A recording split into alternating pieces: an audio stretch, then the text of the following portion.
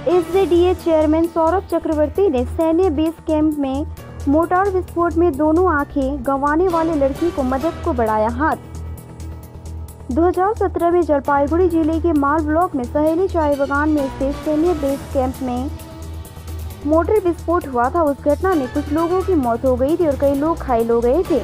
इस हादसे में घायल हुए सुशांता ओरांव की दोनों आंखें चली गई थी। सही इलाज न होने के कारण शरीर के विभिन्न हिस्सों में घाव होने की समस्या हो जाती है। 7 साल बाद भी वह व्यक्ति शारीरिक समस्याओं से जूझ रहा है।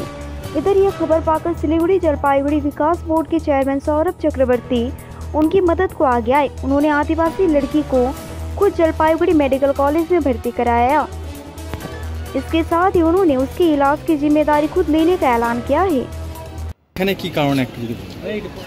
सुशीलता ओराव मालबाजार माल ब्लॉके सोनाली चा बागाনের একজন আদিবাসী যুবতী। সে 2017 সালে ওই সোনালি চা বাগানের পাশেই পানীয় জলের জন্য সে নদীতে গেছিল।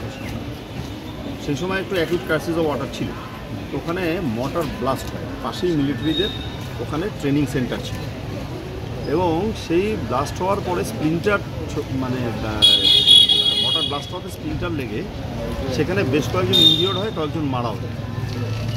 সেই সময় মাননীয় মুখ্যমন্ত্রী মমতা বন্দ্যোপাধ্যায়ের নির্দেশে আমরা স্পটে গেছিলাম এবং যারা যারা ইনজিওর্ড ছিল এবং যারা যারা ওখানে মানে হতাহতদের পাশে থেকে পরিবারের পাশে থেকে সবাইকে আমরা ওখানে রেস্কিউ অনেককে করা হয়েছিল। এবং এই মেয়েটি দুর্ভাগ্যজনক কারণে এর যে ট্রিটমেন্ট প্রপার হওয়া উচিত ছিল, এর বাড়িতেও অ্যাকচুয়ালি কেউ নেই, যার ফলে এর ট্রিটমেন্টটা যখন শুরু হয় পরবর্তীকালে আরও বেটার ট্রিটমেন্ট করার একটা প্রয়োজনীয়তা ছিল, সেটা হয়নি, কোনো কারণে হয়নি। এবার যখন আমি ফার্দার ওখানে নির্বাচনের কাজে যাই সেই সময় স্থানীয় লোকেরা আমাকে বলে এবং আমাকে একজন সংবাদদাতা তিনি আমাকে এটা মনে করিয়ে দেন যে এই ঘটনাটা হয়েছিল এবং একে আরও ফার্দার ট্রিটমেন্ট করার দরকার। আমরা সাথে সাথেই ডিসিশন নিয়েছিলাম।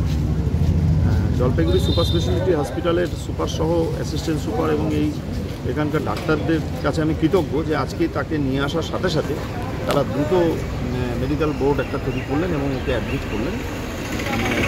এই মুহূর্তে ও কমপ্লিটলি ব্লাইন্ড আছে এবং মাথায় স্প্লিন্টার আছে, বাট ডাক্তাররা এটা স্ক্যান করলে পরে বুঝতে পারবেন যে আসল সমস্যাটা কী আছে। তবে যেই মুহূর্তে আমরা ওকে আনতে পেরেছি এখনও রিকভারি হওয়ার চান্স আছে। রিকভারিটা আমরা মানে আশা করি হয়ে যাবে এবং ওর দ্রুত আরোগ্য কামনা করছি।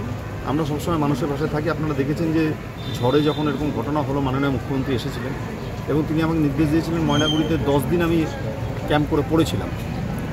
ঠিক সোনালি চা বাগানেও প্রচুর জায়গায় আমার কানেকশান আছে, যোগাযোগ আছে। সেই যোগাযোগের ফলেই ঘটনাগুলো জানতে পারি এবং মানুষের পাশে আমরা থাকি। আমরা চাই মেয়েটির দ্রুত আরোগ্য হোক এবং ও সুস্থ হয়ে উঠুক, স্বাভাবিক জীবনে আসুক।